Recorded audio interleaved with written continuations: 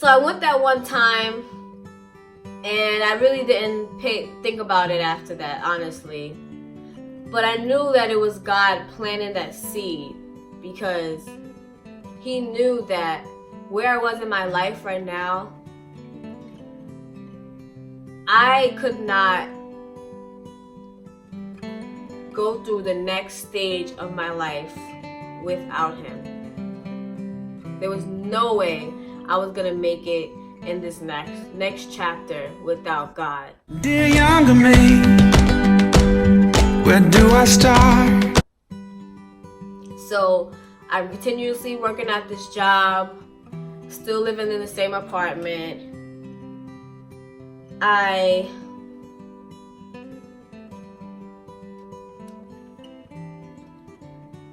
Working in the social services field, I'm sure you know, if you have, that it can be very, very emotionally draining.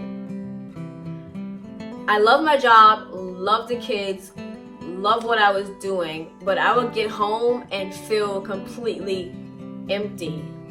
I started to get very anxious.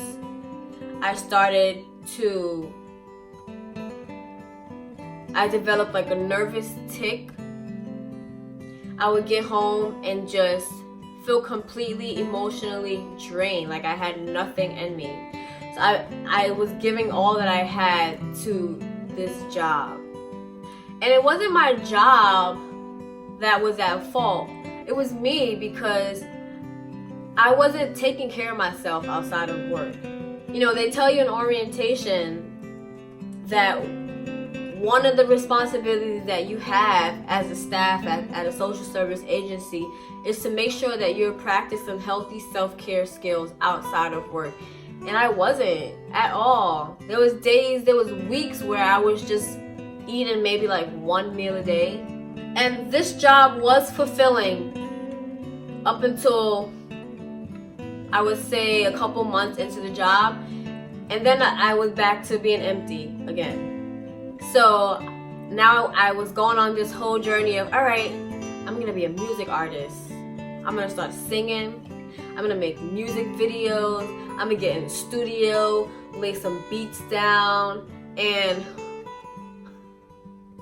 I don't know who I was fooling, because the music that I was trying to record was not me at all. The songs that I wanted to sing was not me at all. And it didn't feel right. But in my mind, I was trying to find things to fill this void. And at the time, I was like, I knew what I needed, but I was being very stubborn and trying to fill my life with other things so that I didn't have to face the reality of the fact that I was not living in the will of God. And now, at this point in my life, I was feeling that. I was able to identify that, but I was just pushing it to the back of my mind, ignoring it. So, in my whole, like, I'm gonna be a music artist. Okay, no. So I made a plan. I joined the community choir at my school. I started to reach out to producers that I knew in the neighborhood. I started to record covers to songs that I liked.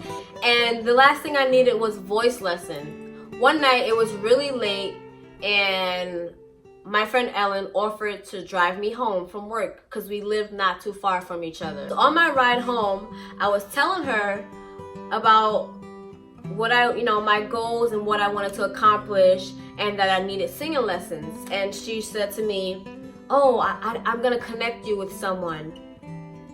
This is awesome guy, you should meet him. I went to college with him. He goes to my church and he teaches vocal lessons. And I was like, really?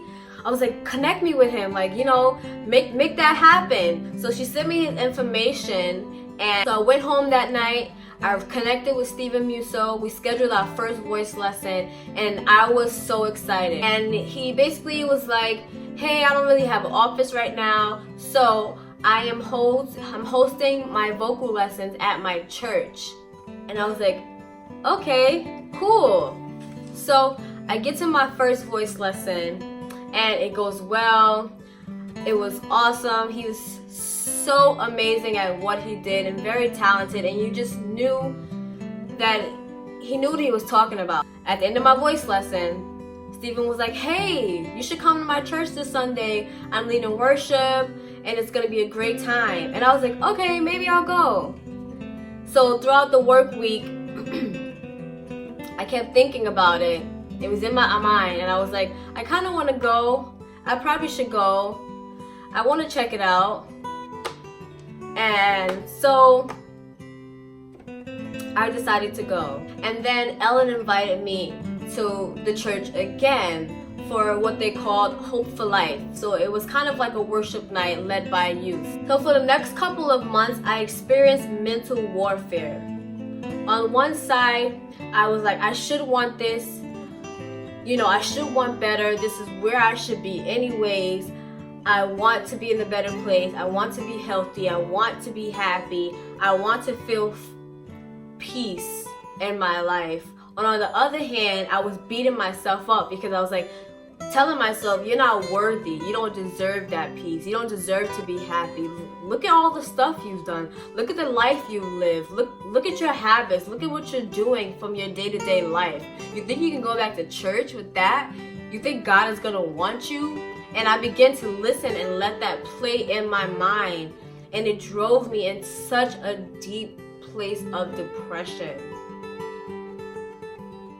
When I tell you, I felt sluggish. I felt just worthless. My life wasn't going anywhere. At this point, I was unhappy with my job. It was no longer fulfilling me. I was emotionally drained.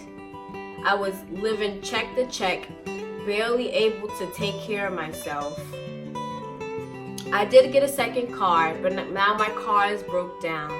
So I'm walking to work and things begin to just spiral out of control. The moment I sincerely said, okay, God, I'm ready.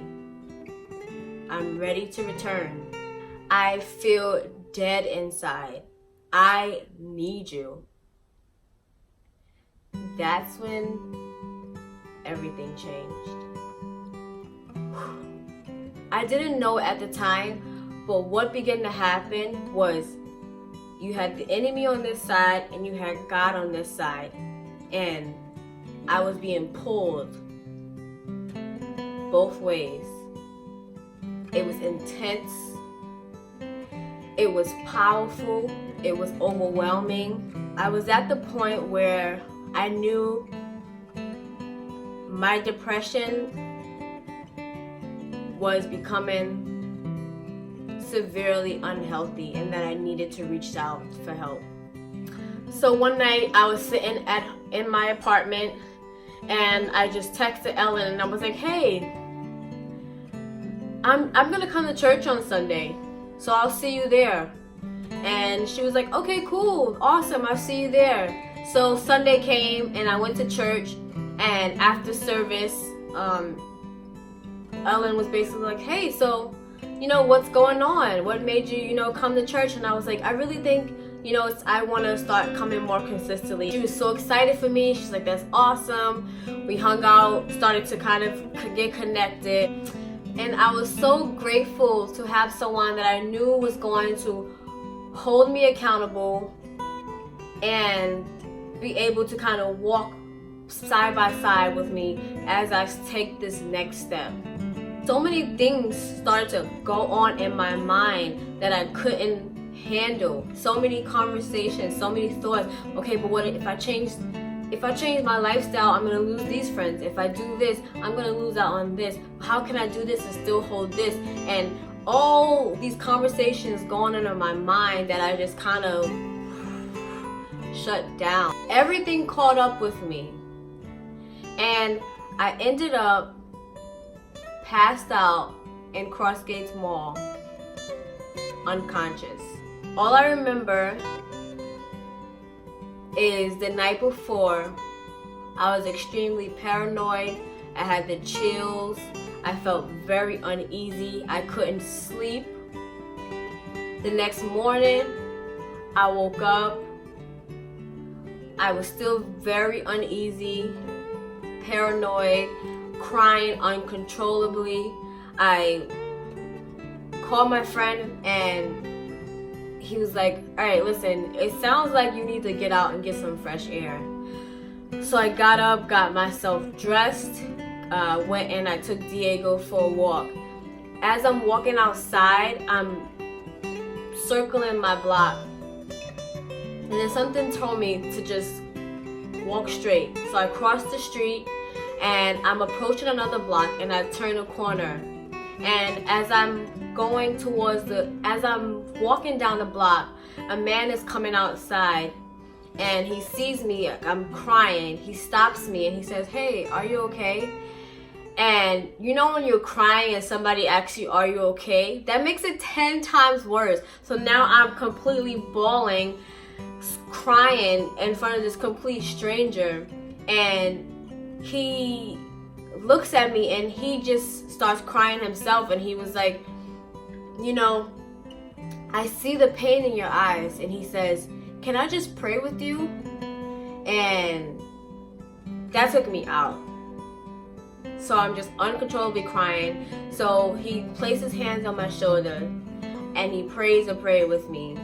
And he gives me his business card and he was like, you know, call me if you ever need anything. I'll pray with you, whatever you need. And I took the card and then I went back in the house. So I called my friend back and I was crying. I was like, I don't know what to do.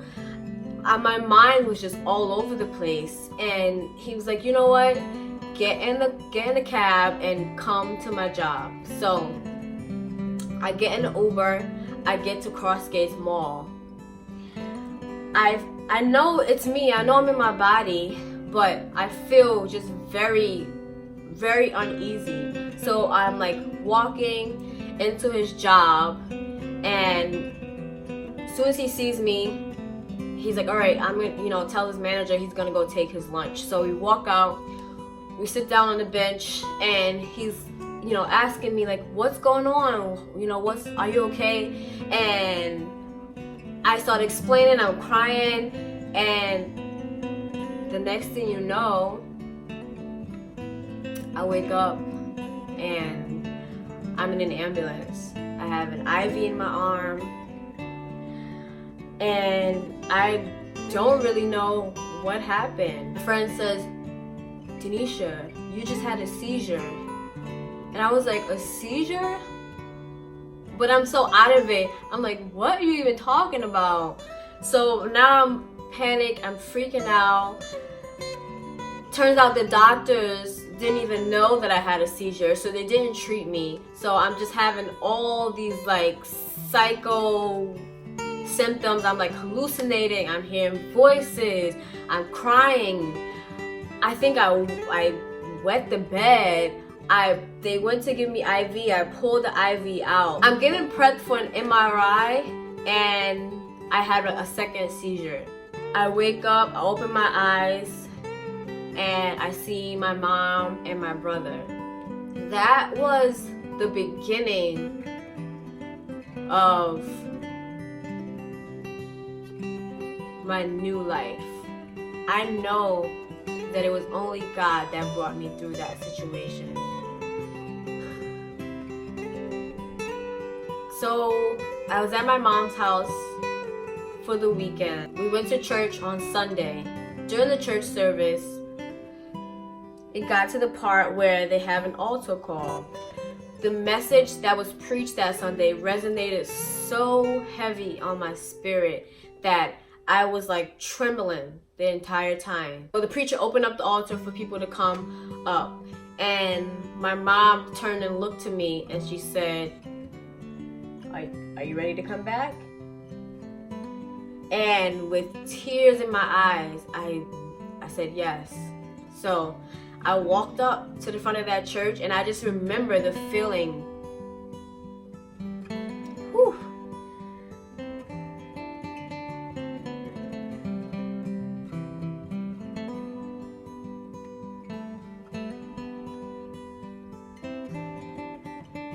In that moment, I felt like God was holding me by the hand and kind of just like completely dusting my shoulders off, cleaning me up, washing me up. I walked up to the front of the church. The ministers prayed. I went to the back, signed some paperwork, and that was the beginning of a whole new chapter of my life. Once I completely and sincerely told God yes, things start to change immediately. I got home and I said, okay, I need to change my job. I need to move out. I need to be in my own place. At the time, I had 2 other roommates, and it was just too much going on. So I needed to kind of be in a place of silence and peace for myself. So I applied for a job. I got a new job. I got a new apartment. I got a new car. Once I started my new job, I knew that I wouldn't be there long term. So I started to look into full-time positions at the agency where I know God had called me to be. And I found a job, and the job position said recreation therapist. I just applied. A couple of months later, the recreation director stopped me and he said, "Hey, I saw that you applied for the recreation therapist position. I think you would be very perfect for the position, but you do need your certification." And I was like, "Okay, how do I get that?" And he was like, "Well, you will probably have to go back to school." And I was like, So I kind of just put it out of my head, and I was like, I'm not going back to grad school. So a couple of months passed, and I was like, you know what? I'm just gonna apply to grad school. Why not? So I applied to grad school for the recreation therapist program, and I got in.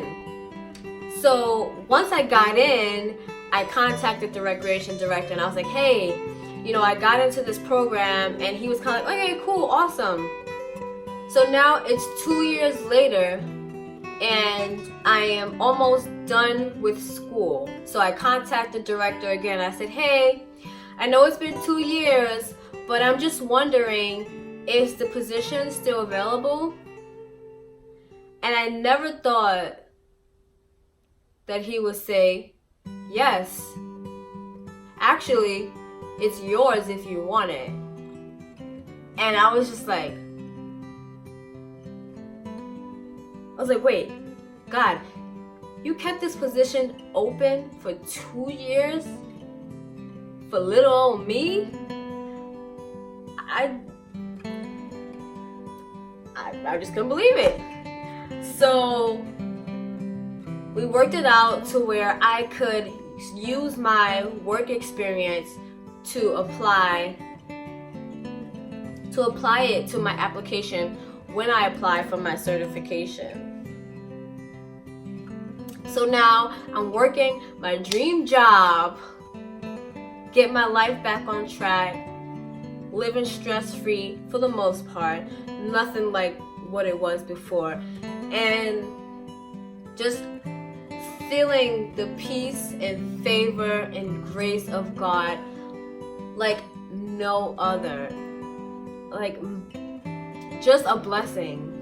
I'm so glad to say that I'm finally in a place where I'm taking my relationship with Jesus and making it my own, investing and being intentional about what I'm doing. I made the decision to chase after God, and you know what? I'm not turning back, because I know for a fact that there is nothing for me at all.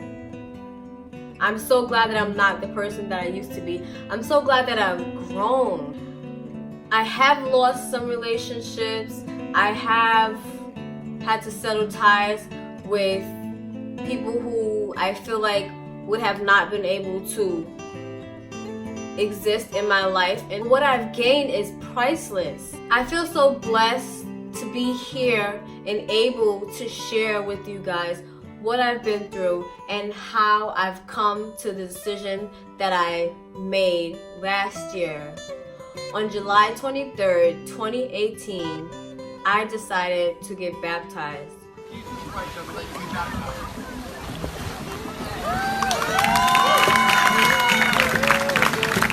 I'm glad that I can proudly say that I'm saved, that I'm a follower of Christ, that I'm growing in my walk with God every day. I am no longer a slave to fear.